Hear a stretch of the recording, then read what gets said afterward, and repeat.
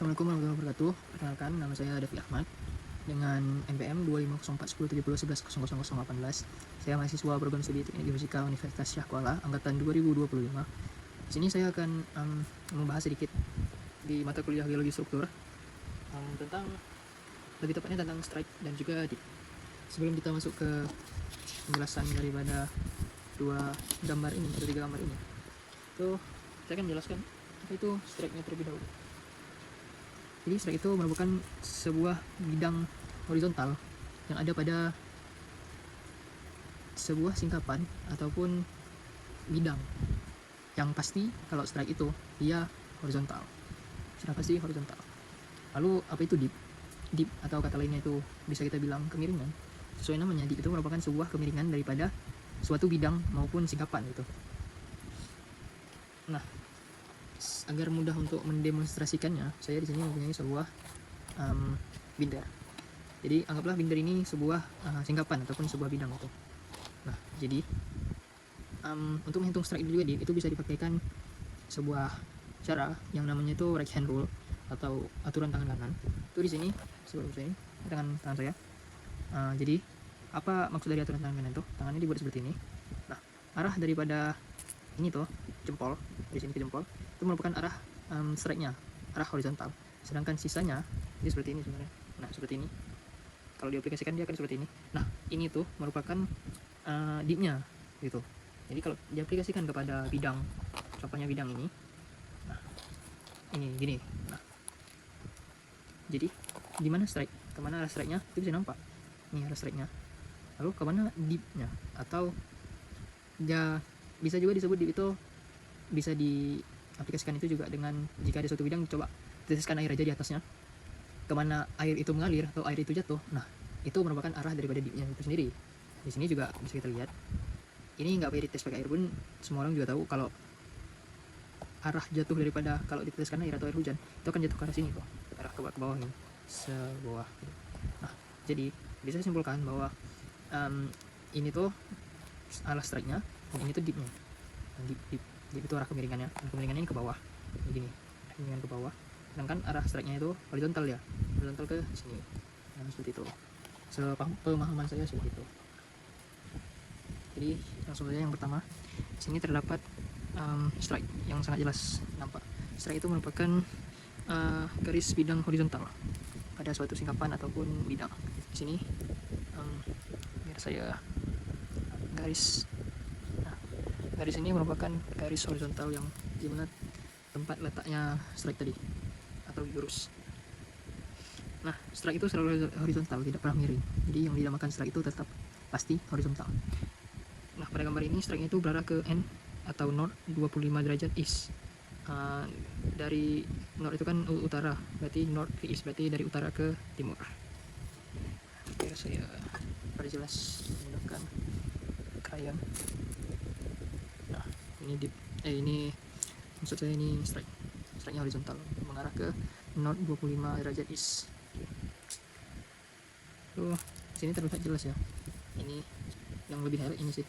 Ini tuh merupakan struktur lapisan batuan atau bisa disebut dengan bedding plane. Saya perjelas dengan ini memberi warna pada struktur batuannya.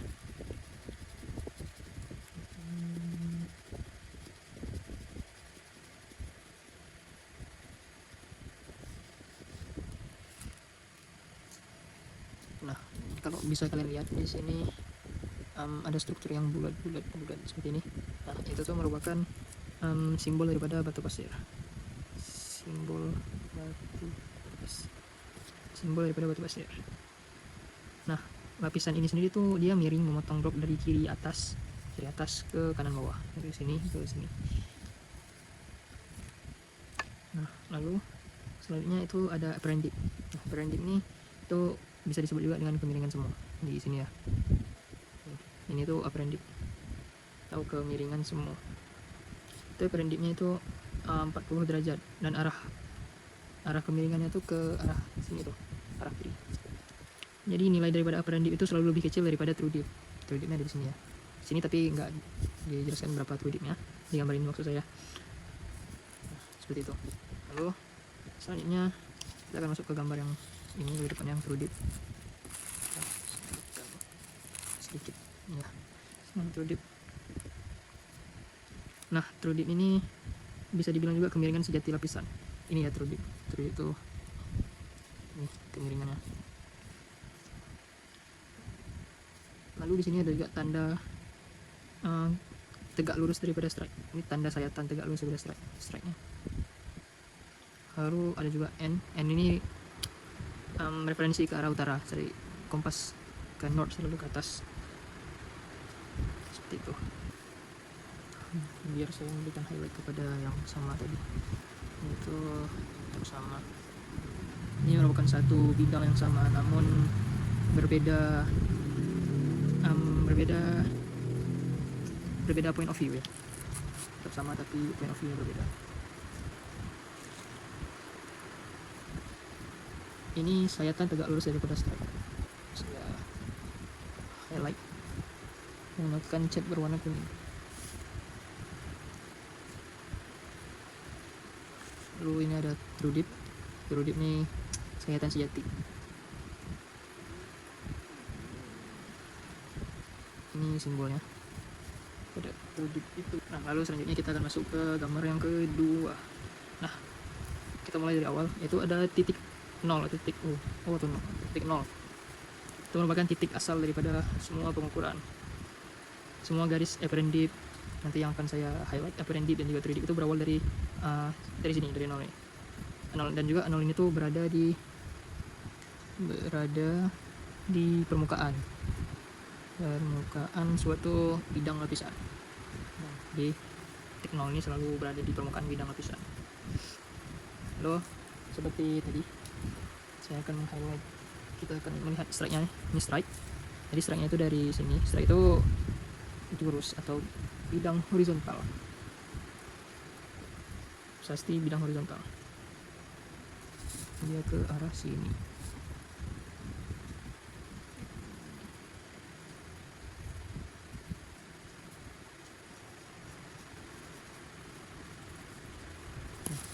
Ini merupakan yang dinamakan dengan strike. Ini strike. Ini bidang horizontal ke sini. Lalu kita masuk ke apparent dip yang pertama. Jadi seperti yang bisa dilihat, sini terdapat apparent dip yang pertama. Jadi sesuai dengan yang saya katakan tadi, semua apparent dip dan juga true dip itu dimulainya dari simbol 0 ini tadi. Simbol 0 ini tadi. Gimana apparent dip yang pertama? Apparent dip yang pertama itu ada dari sini ke sini. Lalu di bawah ini kita buatnya itu putus-putus. Apa maksud dari putus-putus ini? Nah, putus-putus ini menandakan dia itu bagian yang ada di bawah atau di dalam sebuah lapisan itu. Ini bagian bawahnya, berarti ini yang di atas. Merupakan bagian yang ada di bawah permukaan. Ya, di bawah permukaan. Nah, tadi. Nah, arah kemiringan daripada apparent dip atau kemiringan semu ini, dia arahnya ke south 50 derajat east. Saya highlight seperti ini. Nah, jadi arah dari apparent dip atau kemiringan semuanya itu ke sini, ke south 50 derajat east. Nah, sudut atau ini kan arah daripada kemiringannya, arahnya tuh ke south 50 derajat east. Sedangkan sudut kemiringan daripada apparent dip ini sendiri, apparent dip yang pertama ini sendiri itu sudah dijelaskan sini atau sudah dikatakan. Apparent dip yang pertama itu sudut kemiringannya itu 15 derajat. 15 derajat. Oke, lalu kita langsung ke apparent dip yang kedua. Sebentar.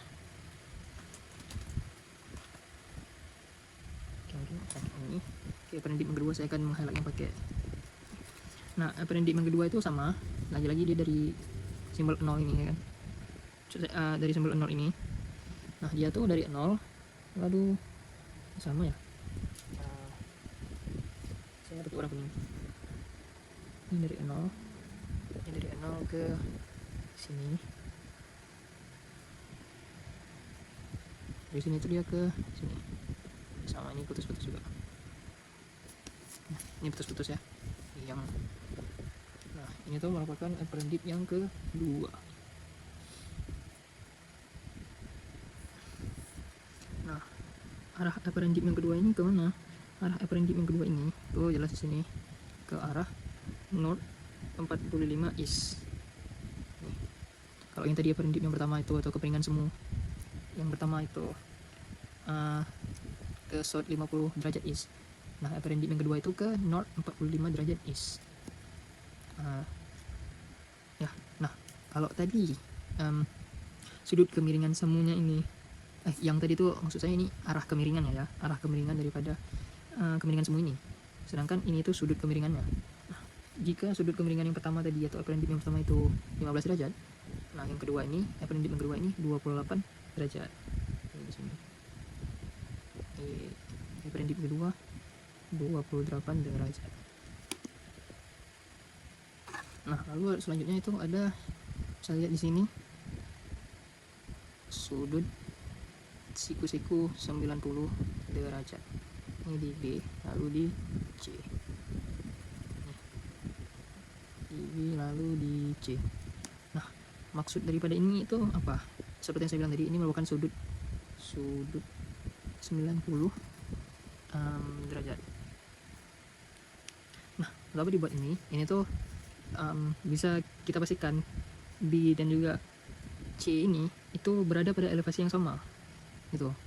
Jadi bisa kita simpulkan B dan C ini merupakan sudutnya itu elevasinya sama-sama 90 derajat tuh. Lalu yang terakhir, dan pasti selalu yang jadi terakhir, itu adalah true dip-nya. Nah, sama seperti apparent dip, true dip itu dimulai juga dari simbol 0 ini tadi. Dia kemana? Ini sudah ada simbol daripada true dip. True dip itu dia ke arah sini. Nah, true dip merupakan true dip. True dip itu sendiri dia berada di antara dua apparent dip tadi. Yang pertama itu apparent dip pertama itu arahnya south 15 east ini, dan yang kedua itu ada north 45 east. Serta sudut kemiringannya itu yang pertama dia di antara dua sudut kemiringan apparent dip, yaitu di sebelah kiri ada apparent dip 15 derajat dan yang di sebelahnya lagi ada apparent dip yang kedua 28 derajat. Nah, dari dua ini tuh bisa kita tarik kesimpulan nilai daripada true dip-nya itu sendiri itu lebih besar daripada apparent dip yang pertama 15 derajat maupun apparent dip yang kedua 28 derajat. Nah, oke, saya akan membuat